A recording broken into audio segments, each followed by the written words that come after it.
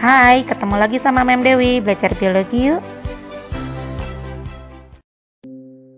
Sistem reproduksi tumbuhan kelas 9. Kompetensi dasar menganalisis sistem perkembangan pada tumbuhan dan hewan serta penerapan teknologi pada sistem reproduksi tumbuhan dan hewan. Terdapat dua macam reproduksi, yaitu generatif atau seksual dan vegetatif secara aseksual. Perbedaan reproduksi generatif dan vegetatif. Untuk generatif, induknya ada 2, sementara vegetatif, induknya hanya ada 1.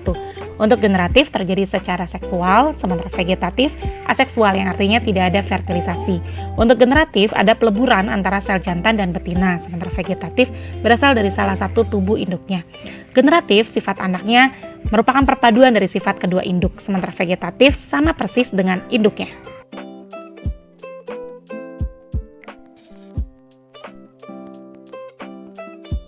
Penyerbukan adalah peristiwa jatuhnya serbuk sari di atas kepala putik, tetapi tidak semua penyerbukan diikuti dengan peristiwa pembuahan. Penyerbukan berdasarkan perantaranya kita bagi ada anemogami.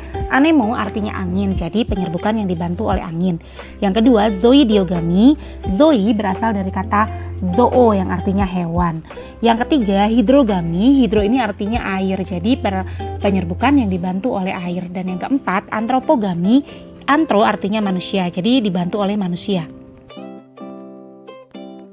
Penyerbukan anemogami yang artinya dibantu oleh angin memiliki ciri-ciri mahkota bunga berukuran kecil, warna bunga tidak mencolok karena memang tidak untuk menarik siapa-siapa. Tidak mempunyai kelenjar madu atau nektar, serbuk sari ringan, banyak dan berbulu supaya mudah diterbangkan oleh angin, dan kepala putiknya besar dan terkadang berbulu. Penyerbukan zoidiogami yaitu dibantu oleh hewan pada gambar, contohnya kupu-kupu, burung, dan kelelawar. Memiliki ciri-ciri warna mahkota mencolok untuk menarik perhatian hewan, mahkota bunganya besar sebagai ruang untuk penyerbukan, mempunyai bau yang khas, dan punya kelenjar madu sebagai pemikat hewan.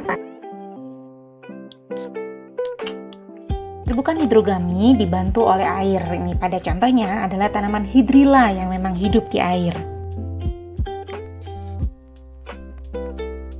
Penyerbukan antropogami ini dibantu oleh manusia.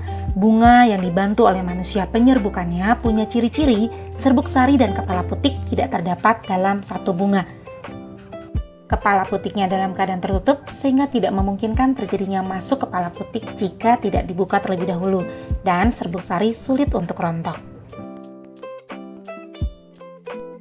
Penyerbukan berdasarkan asal serbuk sarinya dibagi menjadi autogami yang artinya sendiri, geitonogami yang artinya penyerbukan tetangga, allogami penyerbukan silang, dan bastar.